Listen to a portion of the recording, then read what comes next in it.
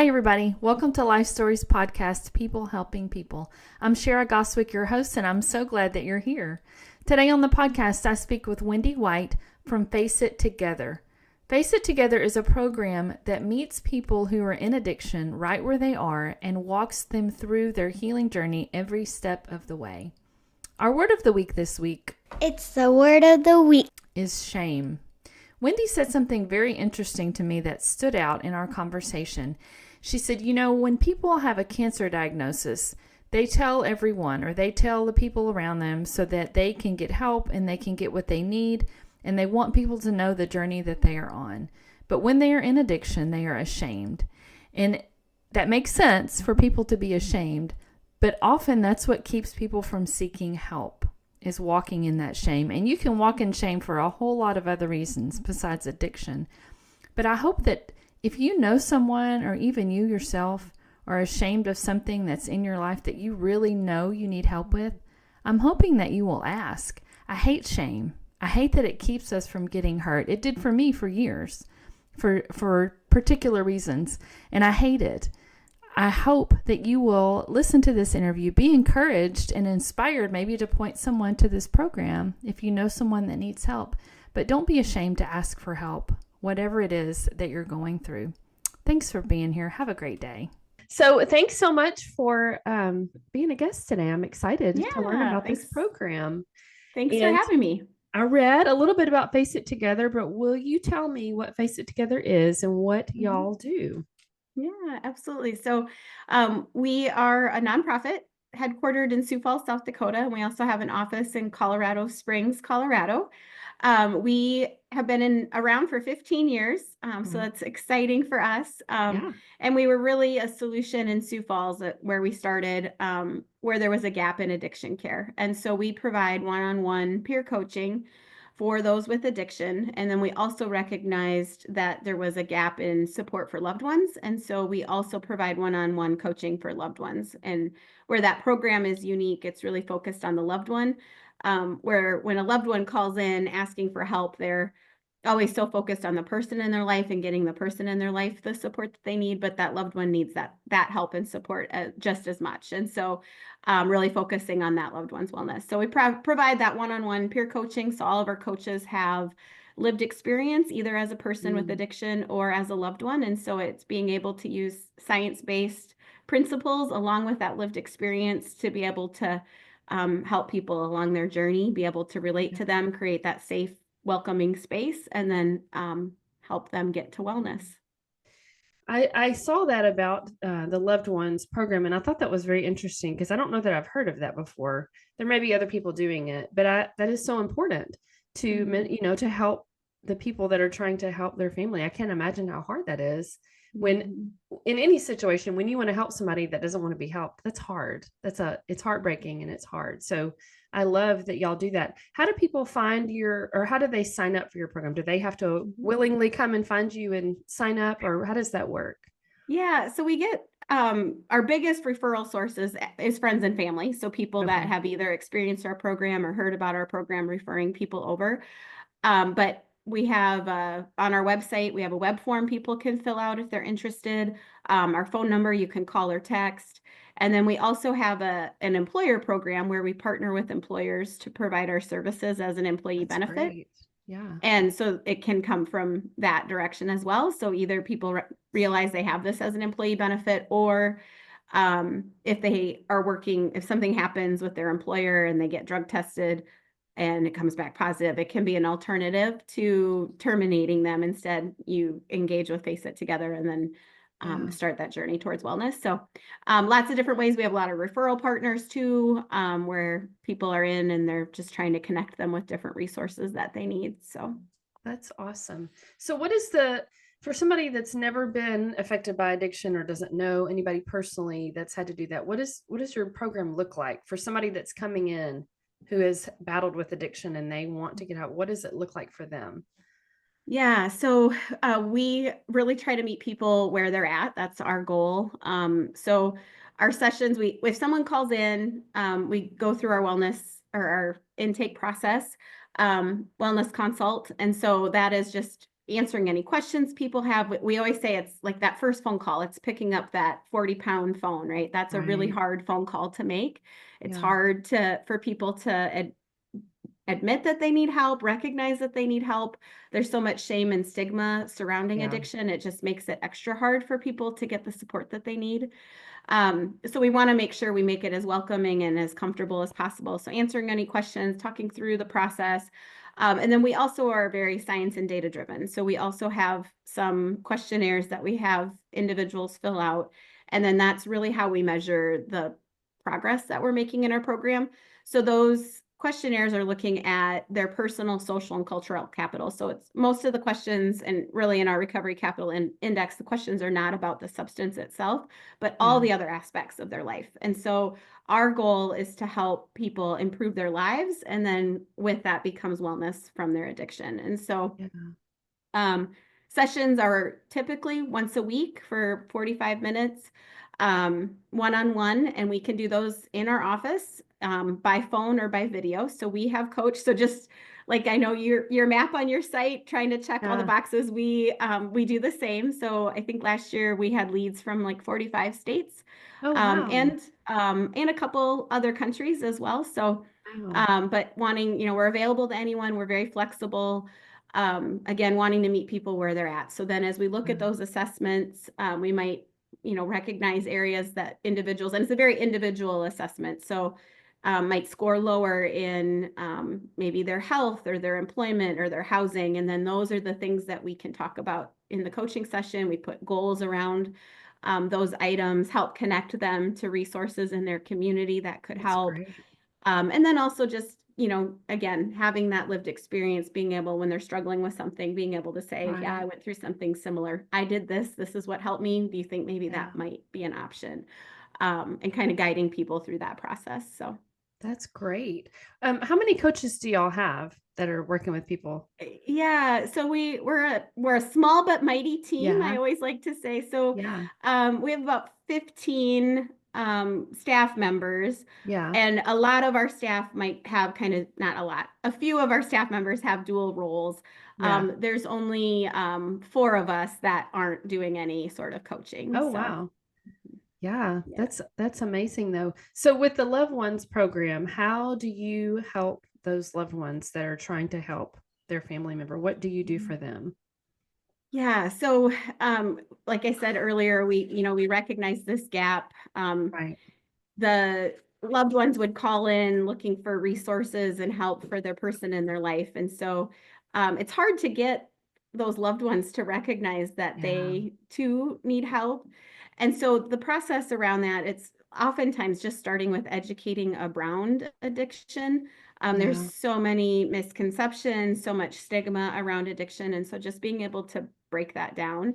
Also, loved ones are given really terrible advice a lot. And so it's you need to Yeah. let the person in your life hit rock bottom. You need to disconnect from them. You need to, separate yourself. None of those things are true. Yeah. So we work with loved ones to be able to set healthy boundaries, to be able to support the person in their life while still recognizing their own wellness.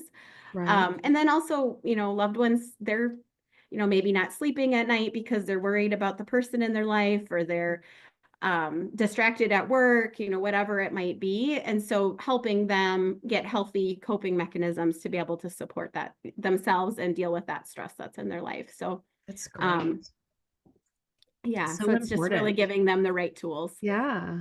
Because I mean, I can't imagine. I'm sure many of them come in not knowing what to do at all, or, like you said, getting different advice or not the best advice from other people. And it's probably overwhelming. So that's Mhm. great that y'all offer services for them as well. What is something that you wish after doing this have you done it for 15 years? Like, were you one of the Oh, founders? no. Oh, We do have one coach, yeah. Terry, that has been with the organization for 15 years. So we're Okay. super blessed to have her. She's Yeah. amazing. I've been with the organization for just over 6 years. That's still a long time. Still a long time. So, what do you wish people understood about addiction or about people in their lives that are battling that? I think there's a lot of things, a Yeah. lot of things I wish people knew, but I think when you talk about some of the stigma, there's a lot of the stigma where it's only affects people like the homeless, unhoused population. Yeah. Really, addiction does not see socioeconomic status at all. And I always say we support everyone from an executive at an organization to those that are unhoused. And so our space is very intentional. It's very bright and welcoming, and we want people to come in and feel the dignity and respect that they deserve. Sure.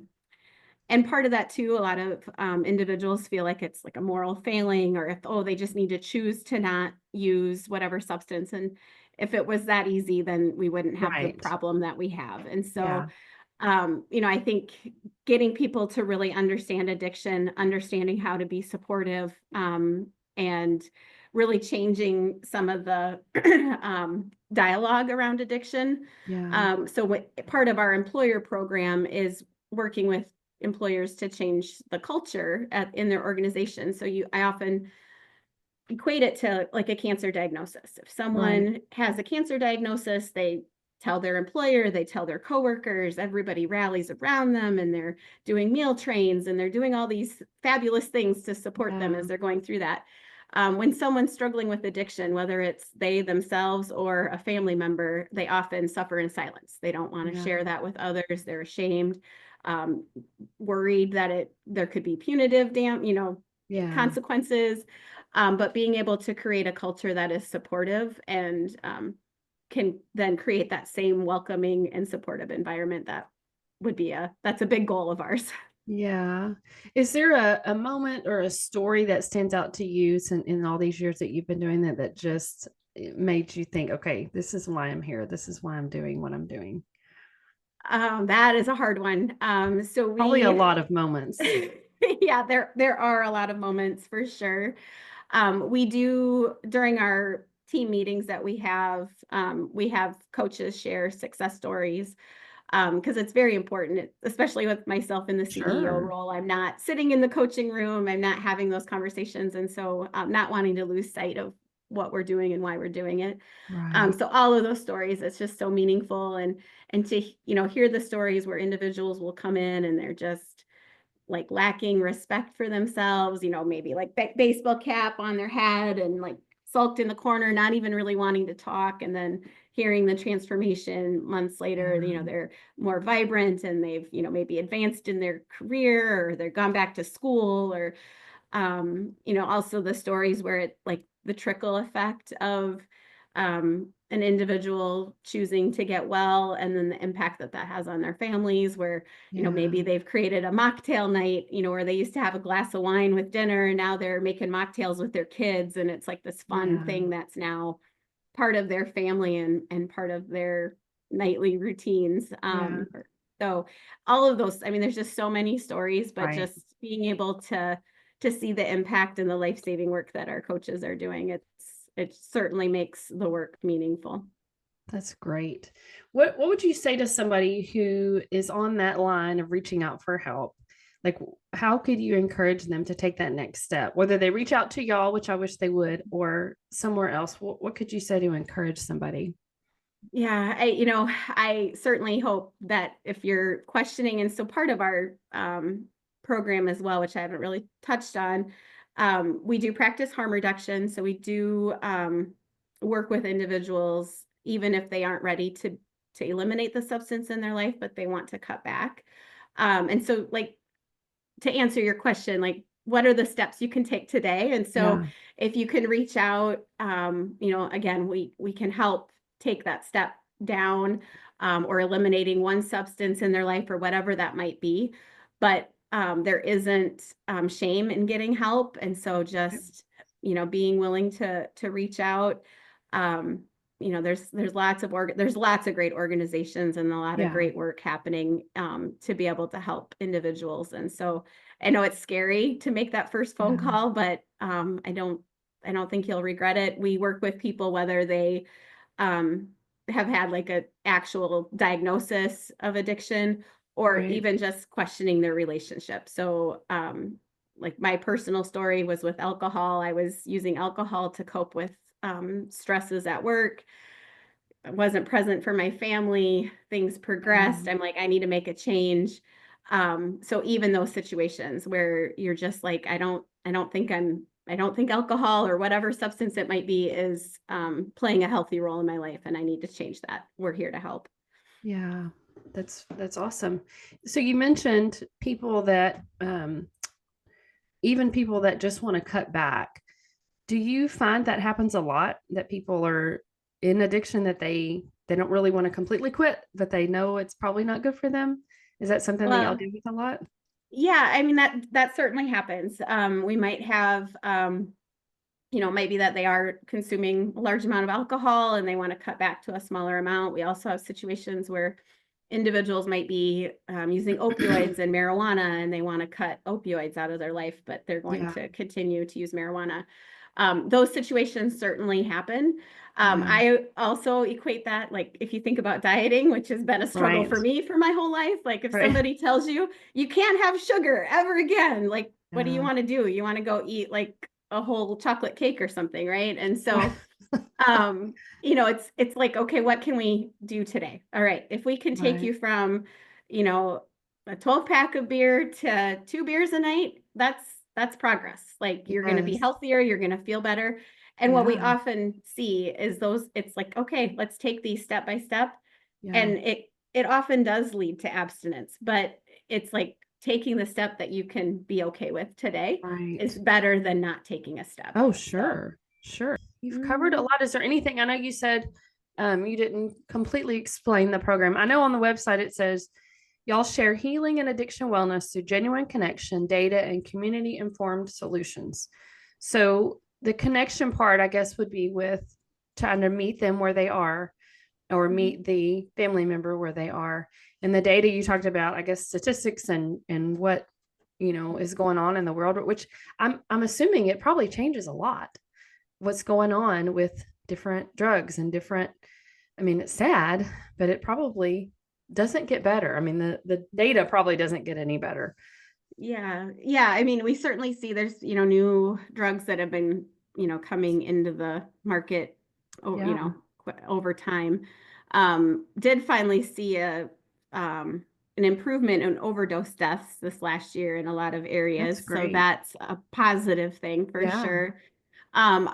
When we say we're focused I mean, certainly those are pieces of the program, but we're really sure. looking at an individual's improvement. So I think I maybe didn't finish the statement, but we have those assessments that individuals take Hmm. initially, and then we have them take those same assessments every 30 days. So we can Oh, see the okay. improvement within their lives. And so Yeah, we do a outcome report and have kind of a sample of some of those items in there, but really looking at um, how many people after 30 days, after 60 days, after 90 days will show, improvement with their right. housing or their employer or their health. And then part of our process is we have individuals take those assessments and identify the areas where they're struggling. Then we help connect them to other resources, help them come up with the goals in their life of what they Yeah, want to do or how they feel that they could improve that area.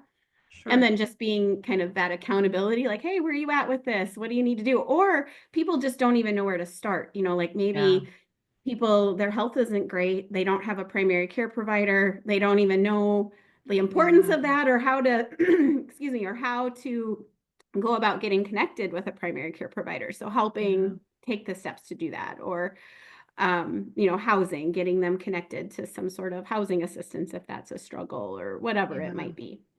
And so then over the course of the coaching sessions, and those can change, maybe Right. initially these are where we're at. Okay, we make some progress, but then something else happens in their life. Maybe Yeah, they're, now they're struggling with the relationship to their spouse or their kids or whatever it might be. And so yeah. helping to put thoughts and steps around improving those relationships. I would think that the assessments probably give them motivation if they're seeing progress. You know, when you're doing it day to day and working on getting better, you may not see all of it at one time, but seeing the assessments probably, I mean, is that true? Is that Mhm. motivating for them to? Yeah, certainly there are individuals that it is motivating. We do create a visual so you can see, the Yeah, lines going up and yeah, down. And we do often see, so it kind of goes up and it comes down and then it goes up is yeah, kind of the general trend.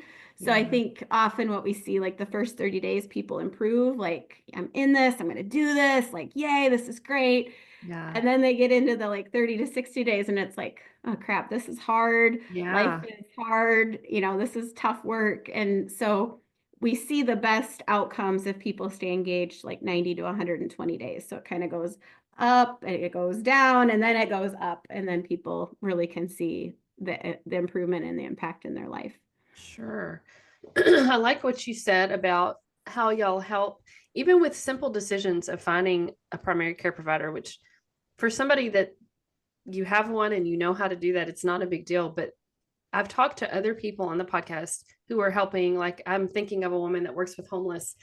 You don't think about decisions like that people have to make that they don't understand how to even begin. Like, to some people, it's normal. It's not, that's just what we know. But then there are other people, very simple things they don't know how to do. So I love that you mentioned y'all help them with in every decision, that they have to make to help improve their situation, because you don't, unless you're affected by it, unless you're involved in it, you don't realize there are people that don't know how to begin doing some things. It's very overwhelming. I feel like we're doing really great work. Obviously, I'm a little Yes. biased in that, but the impact that we're making to individuals is tremendous. It's Yeah. life-saving work when you do think about just the impact of like alcohol use or drug overdose. Right. Certainly being able to get people on the path to wellness is life-changing for them and for their family members and their community. Yeah. And then we also do a few fun events each year. So there's Okay. just lots of ways to support. Yes. We are a nonprofit. We provide our services free of charge. Yeah. Certainly to anybody. We don't want finances to be a barrier. So for those that can't afford, we do provide scholarships. And so that comes Yeah. through our donations that we get from individuals. And so just wanting to continue to be able to provide that service. And it's a safe place that people can come, they can go to from their home. They don't have to be out and nobody has to see them. But this is a safe place for people that can get access to it anywhere. So I love that. When I post this, I will make sure and have your website available so people know how to find you. And I'll have a reel that I'll post the week before and to promote that episode and everything. But I think you're doing a great thing. I love this program. I love talking to people who are helping other people all over the world. It doesn't get talked about enough. And so I love getting to hear this program and learning your story. And I'm excited to share with everybody. Awesome. Well, thank you for the opportunity. I appreciate Sure. it. And I love the concept of your podcast highlighting all this great work. So thank you for doing what you do. Well, thank you. I will be in touch when all this is done. I'll make sure to send my email address. And I hope you have a great day. Thanks. You as well. Okay. Enjoy your bread. Thank you. Bye.